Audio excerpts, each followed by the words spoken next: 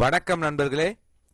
வேலை மாற்றும் போது இபிஎஃப் கணக்குகளை ஒன்றாக இணைப்பது எப்படி அப்படிங்கறத இந்த வீடியோவில் பார்க்கலாம். அதற்கு முன்னாடி நம்ம சேனலை இதுவரைக்கும் சப்ஸ்கிரைப் பண்ணலன்னா சப்ஸ்கிரைப் பண்ணி வச்சுக்கோங்க. அப்படியே பக்கத்தில் உள்ள பெல் ஐக்கனை மறக்காம பிரஸ் பண்ணிக்கோங்க.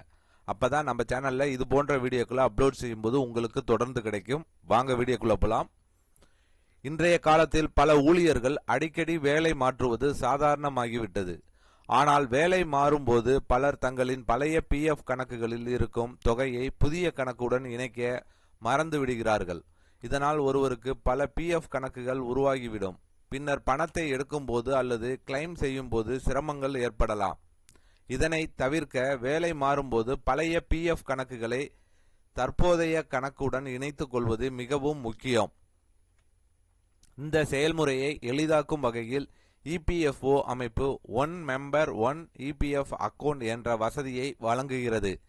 இந்த வசதியின் மூலம் ஊழியர்கள் தங்கள் பழைய பிஎஃப் கணக்குகளை ஆன்லைன் மூலம் தற்போதைய பிஎஃப் கணக்குடன் எளிதாக இணைக்கலாம்.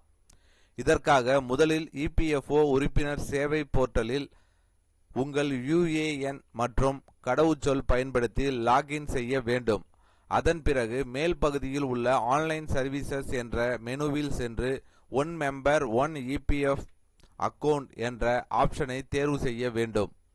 அதன் பின்னர் உங்கள் தனிப்பட்ட தகவல்கள் மற்றும் தற்போதைய பிஎஃப் கணக்கின் விவரங்கள் திரையில் காட்டப்படும்.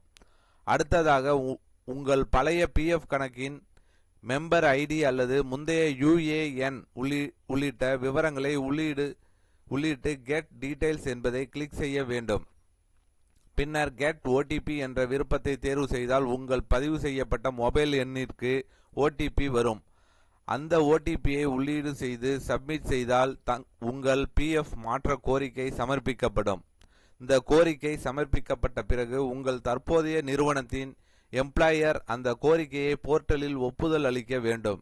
நிறுவனத்தின் ஒப்புதல் கிடைத்த பிறகு இபிஎஃப்ஓ உங்கள் கோரிக்கையை செயல்படுத்தும்.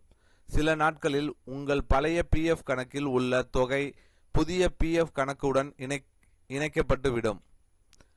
இபிஎஃப் கணக்குகளை இணைப்பது மிகவும் முக்கியமானது. ஏனெனில் இபிஎஃப்ஓ மூலம் வழங்கப்படும் இபிஎஸ் திட்டத்தின் கீழ் ஓய்வூதியம் பெற குறைந்தது 10 ஆண்டுகள் தொடர்ச்சியான சேவை அவசியமாகும். பல பிஎஃப் கணக்குகள் இருந்தால் இந்த சேவை காலம் சரியாக கணக்கிடப்படாது. மேலும் பழைய பிஎஃப் கணக்கு செயலற்ற அல்லது டார்மெண்ட் அக்கவுண்டாக மாறிவிட்டால் பின்னர் அந்த கணக்கிலிருந்து பணத்தை பெறுவதும் சிரமமாகலாம். எனவே வேலை மாற்றும் போது பழைய பிஎஃப் கணக்குகளை புதிய கணக்குடன் இணைத்து வைத்திருப்பது மிகவும் பயனுள்ளதாக இருக்கும்.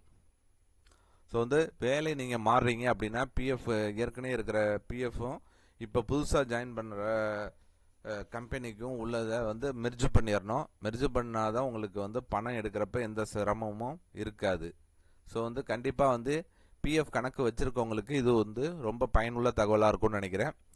இந்த வீடியோ உங்களுக்கு பிடித்திருந்தால் லைக் பண்ணுங்கள். உங்களுடைய சந்தேகங்களை கமெண்ட் செக்ஷனில் கமெண்ட் பண்ணுங்கள்.